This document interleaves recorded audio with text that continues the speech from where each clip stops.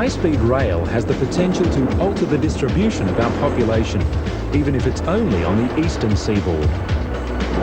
The very fast train is not only a 3-hour express line between Melbourne and Sydney, it's also the passage to a new demography. The only decentralisation that happens in this country occurs when you have both economic justification and good transport to the major seaports or cities. Now, BFT will create the first major improved transport system for decades. It will be developed here, but based heavily on its European counterparts, running at speeds of up to 350 kilometres an hour, flying along the ground faster than some passenger aircraft can in the air.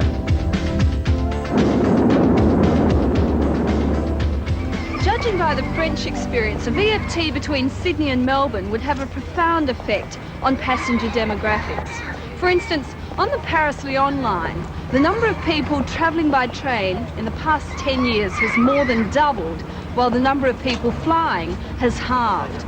Of course, that's meant a major shakeout in the airline industry, but for a change, it's been the passenger who's benefited most. That's the aim of the VFT.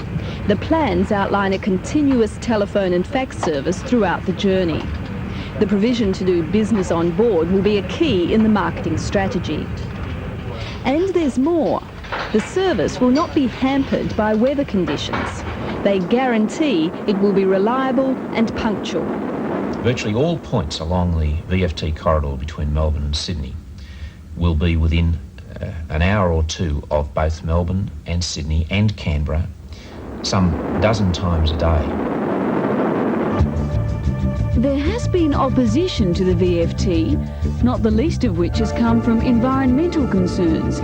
In France, they've constructed tunnels under the line so as not to impede the passage of stock and wildlife. More elaborate measures may be needed before high-speed rail becomes a reality in Australia. I believe by the year 2020, we'd have very fast rail of the sort we're talking of, from Brisbane through Sydney, Canberra, Melbourne to Adelaide.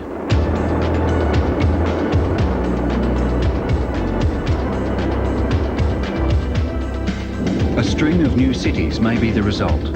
One of them could be the multifunction polis, the so-called high-tech community of the future. As a vague concept, it has attracted emotional opposition. The multifunction polis is not on.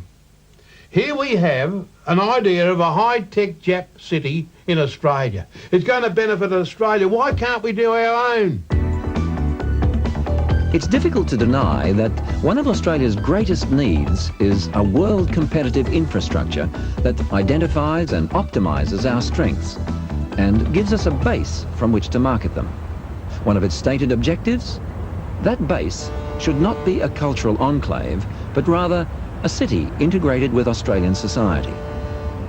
Melbourne's derelict docklands, just minutes from the city centre, are rated the most likely location. It'll be home to a network of international and highly skilled workers. The idea is for the MFP to act as a magnet to attract immigrants with outstanding qualifications, offering them the chance to be part of a place where the focus of commercial activity and institutional research is on the development of a new generation of export industries.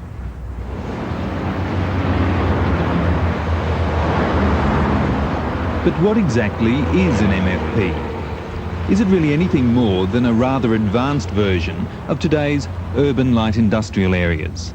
A sort of city-sized technology park? This is the Japanese example, the science city Tsukuba. A city bringing international scientists together to exchange ideas from various disciplines. A place socially engineered for innovation. At least, that was the plan.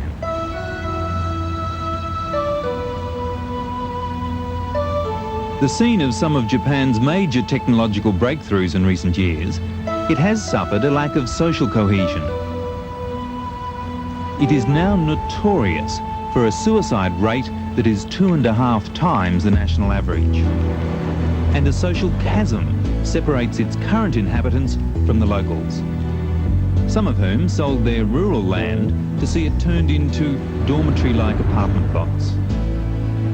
If Scooba is a city, any attempt to locate its soul should be abandoned now. The proponents of MFP in Australia would look to France for a more successful example. It's called Sophia Antipolis.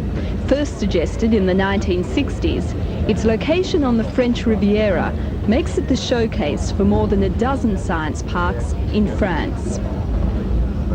In 20 years, it's developed into a thriving centre, which has so far managed to retain its village atmosphere. And the benefits for the local region have been quite considerable, because of the 9,000 people who work here, 70% come from this area. And for every dollar spent by the local government on Sophia Antipolis, $75 more are generated. The majority of companies are French, but there is an international contingent from the United States, Germany, Britain and Japan. There's certainly no elite enclave here. In fact, 90% of its inhabitants aren't employed in research. They're either involved in the service industry or merely taking advantage of a very nice place to live. Which perhaps indicates that for all the benefits a location may offer, like transport and communications infrastructures, the most important factors in future will be lifestyle and environment. And if that's the case, Australia can assume it has a head start in attracting clients to developments just like this one. We're in no position to ignore an Australian version of something like Sophia Antipolis.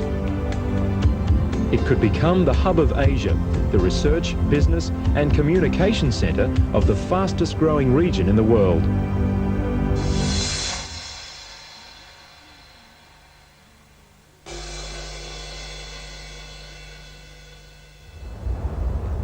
But MFP or not, there are already predictions for a new lifestyle in our existing cities. Well, I think our present cities are not sustainable in energy, environmental and human terms. They're essentially sprawling out into the countryside with rather boring housing that is so far from anywhere. You've got to drive an hour or two to get there. Despite a very recent and slight deconcentration of our population, the overwhelming majority of us still live in massive metropolitan areas, the outskirts of which are marching further away from what we'd call the centre of our cities. But planners are confident that relief from the urban sprawl is on the way. I think in the year 2020, these people will live in a city that is more like a city, not less. They will be able to get to work close by, and they will be able to walk into a local city centre where they'll be able to meet their friends of all ages and different backgrounds, and there will be a lot more to do in that human sense rather than just sit at home and watch television. To achieve that somewhat idyllic scenario for the future, we'll need to deal with some of our most vexing problems of the present, including a rising crime rate. Well, if we continue on the present course, we'll find generally that the quality of life in Australia, as we know it in 1990, will go down considerably. We will face, for example, more serial murders, American style. We will find that there's a lot more street assaults than we have at the moment. We will find that 1 out of every 2 houses, for example, will be burgled. We will find that cars in inner city areas will increasingly being knocked off, far more so than now. We will find generally, I think, that we live in fear of crime. I would hate to see that situation developing. The United States holds the dubious honour of the highest crime rate in the industrialised world. Overall, we sit somewhere between them and Japan, which has the lowest reported rate. But we are climbing the ladder. In Australia, unfortunately, I think we will find, unless we do something about crime now, that crime increasingly will affect our quality of life, will make Australia a very different place than it is in 1990.